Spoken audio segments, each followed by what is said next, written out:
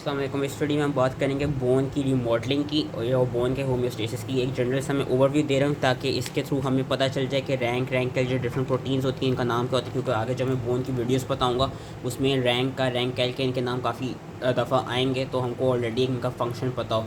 तो जो ये वाली इमेज है और जो ये वाली इमेज है, बस यही तो सबसे इंपॉर्टेंट इमेजेस हैं बोन के होम्योस्टेसिस या बोन की रिमॉडलिंग का फंक्शंस पता करने के लिए। इन दो इमेजेस को अगर अच्छे से याद कर लिया दैन समझो कि आपको जो होम्योस्टेसिस होता है बोन का वो समझ आ जाएगा।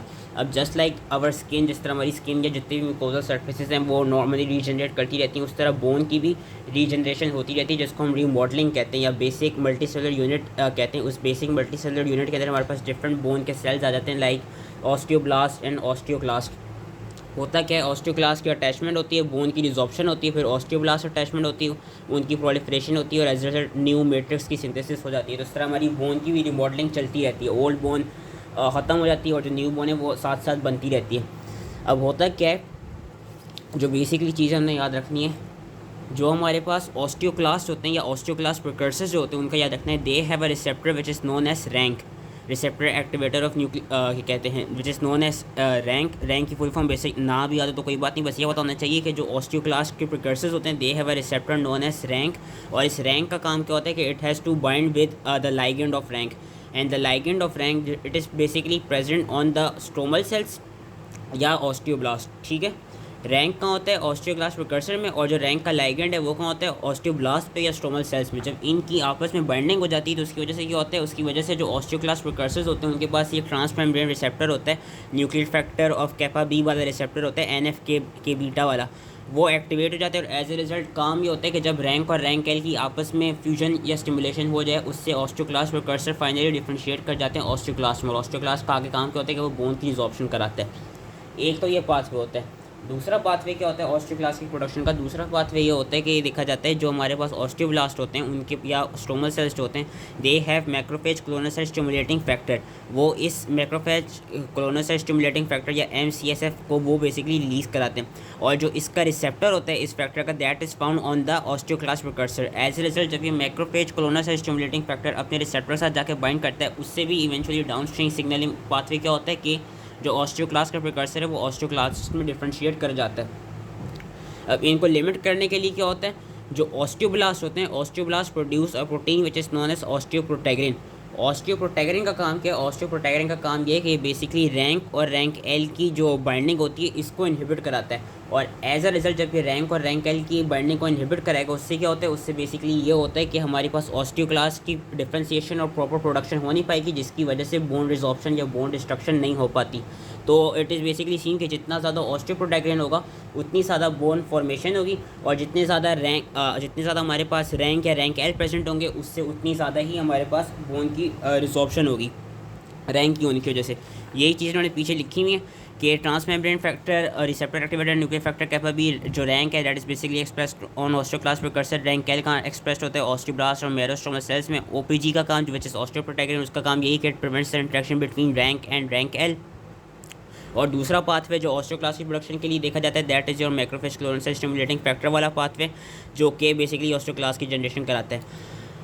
और ऑस्टियोब्लास्ट की एक्टिवेशन कैसे होती है ये देखा गया है कि जो ऑस्टियोब्लास्ट होता है हमारे पास जो ऑस्टियोप्रोजेनेटर सेल्स होते हैं, osteoprogenitor cells basically release a protein which is known as WNT protein, and that WNT protein basically acts upon the receptors present on osteoblast. वो कौन से प्रेजेंट होते हैं हमारे पास LRP5 और LRP6 कुछ WNT प्रोटीन्स के रिसेप्टर्स होते हैं, ये इन्होंने यहाँ पे दिखाई हुई भी हैं, जिनके साथ WNT प्रोटीन्स आकर अटैच होती हैं। जैसे ही वो अटैच होती हैं उसकी वजह से होता क्या है, उसकी वजह से ऑस्टियोब्लास्ट एक्टिवेट हो जाते हैं। और जब ऑस्टियोब्लास्ट एक्टिवेट हो जाते हैं तो ऑस्टियोब्लास्ट का फंक्शन ये होता है कि वो बोन की न्यू बोन फॉर्मेशन कराते हैं। अब इनको भी इनहिबिट कराने के लिए बॉडी में क्या मैकेनिज्म रखा हुआ है, ऑस्टियोसाइड्स का रखा हुआ है। ऑस्टियोसाइड्स का फंक्शन क्या होता है कि ऑस्टियोसाइड्स दे बेसिकली सिक्रीट या दे बेसिकली रिलीज स्क्लेरोस्टिन। स्क्लेरोस्टिन का काम यही है कि वो ऑस्टियोब्लास्टिक एक्टिविटी को इनहिबिट करता है by inhibiting the binding between WNT proteins and it's क्या कहते हैं constituent receptor which is LRP5 और LRP6।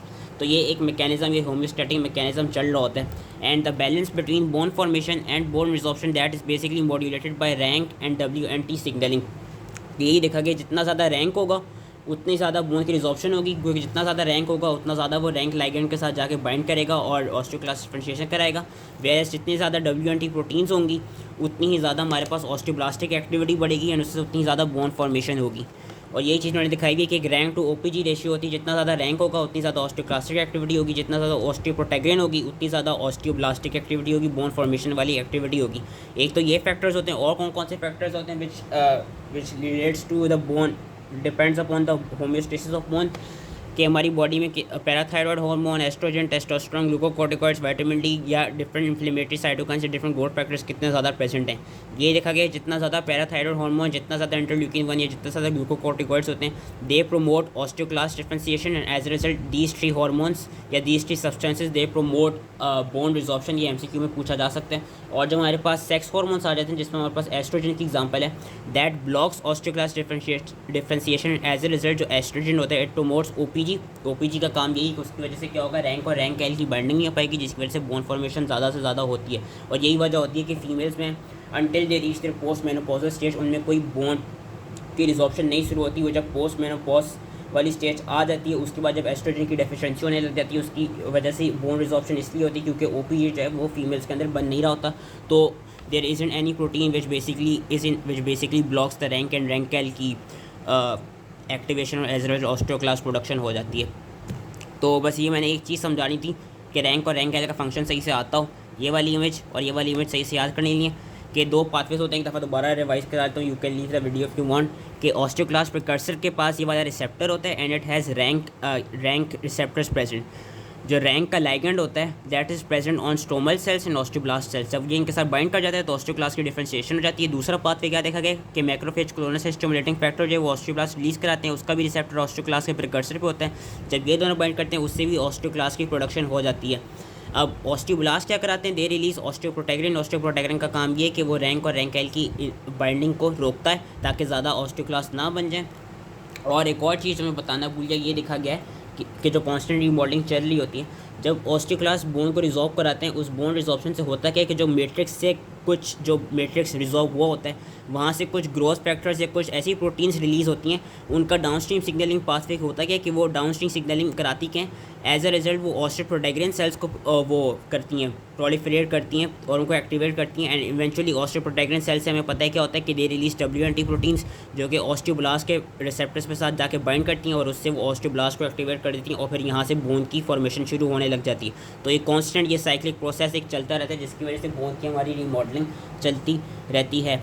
और WNT प्रोटीन्स को कौन इनहिबिट कराता है, वो स्क्लेरोस्टिन इनहिबिट कराती है। स्क्लेरोस्टिन कहाँ से रिलीज होती है, स्क्लेरोस्टिन इज रिलीज बाय ऑस्टियोसाइट्स। तो आई होप ये बोन मॉडलिंग का पार्ट जो है वो इसी समझ में आ गया। बस इन 2 पिक्चर्स को अच्छे से पढ़ लेना।